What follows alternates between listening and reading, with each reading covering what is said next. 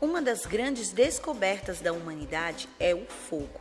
O fogo é a peça fundamental para a evolução do nosso planeta, sendo ele integrante dos elementos bases da natureza. No vídeo dessa semana, iremos aprender qual a verdadeira atuação do fogo em nosso espiritual e como ele age em nossas vidas. Então se liga aí que o vídeo já vai começar. Ei, você aí do outro lado, já deixou o seu like? Não? Então vai ali rapidinho e clica no gostei. E se você não é inscrito, então se inscreve no nosso canal e ative o sino de notificações. Assim você sempre será avisado quando tiver vídeo novo aqui no canal. Desde o início da Bíblia até o seu final, veremos a presença do fogo como uma forma de manifestação do poder do Eterno.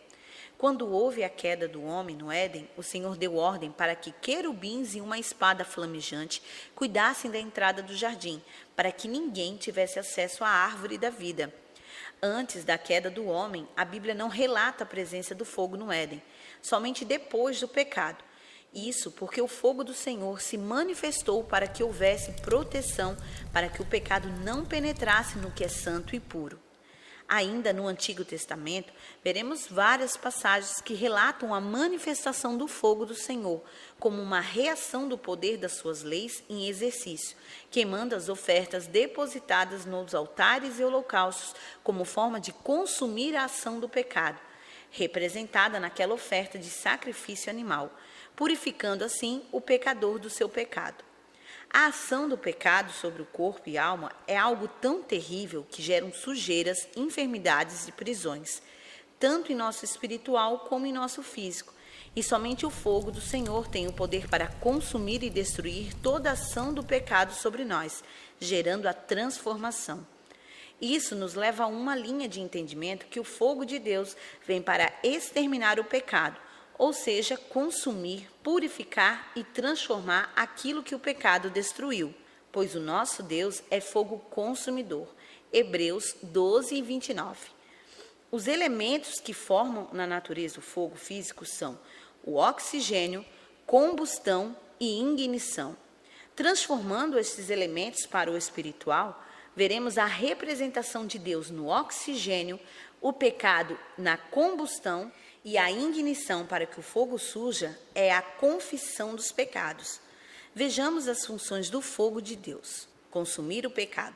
Assim que o povo de Israel começou a aprender as leis do Senhor, eles foram instruídos a construir altares e depositarem as ofertas de sacrifício animal, toda vez que houvesse a necessidade de conserto devido à quebra de alguma lei do Eterno, onde gerou o pecado. Este concerto é conhecido como a primeira aliança, e nesta primeira aliança, o fogo que é revelado é a manifestação do poder do Eterno para consumir o pecado e os efeitos causados por ele. Confirmação. Toda manifestação do Eterno possui as suas leis em exercício, e estas geram entendimento e crescimento em nossas vidas. Quando o Senhor se manifestou a Moisés na forma de sarça ardente, lhe revelando o seu propósito e chamado, o Eterno estava confirmando o poder que suas leis possuíam para aqueles que a praticassem. Orientação.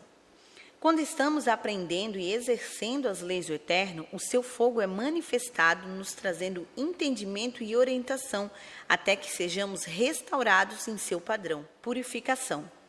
Nos purificar de toda a impureza causada pelo pecado é outra funcionalidade que o fogo do Senhor possui, pois quando confessamos os nossos pecados e os deixamos, o fogo do Senhor os consome, purificando a área qual passou pelo fogo, permanecendo assim o que for puro e agradável ao Eterno. Transformação. A transformação gerada pelo fogo é quando a prática das leis de Deus gera mudança em áreas que antes eram dominadas pelo pecado.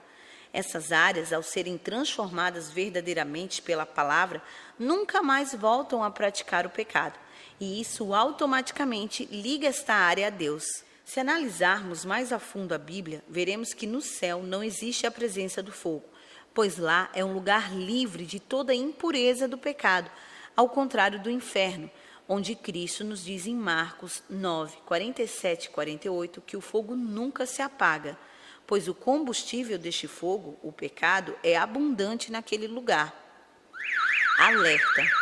Mas devemos ficar alerta, pois a Bíblia nos diz sobre a existência de um fogo estranho. Este fogo estranho só causa agitação, emoção nas pessoas, onde acreditam ser uma demonstração da presença de Deus.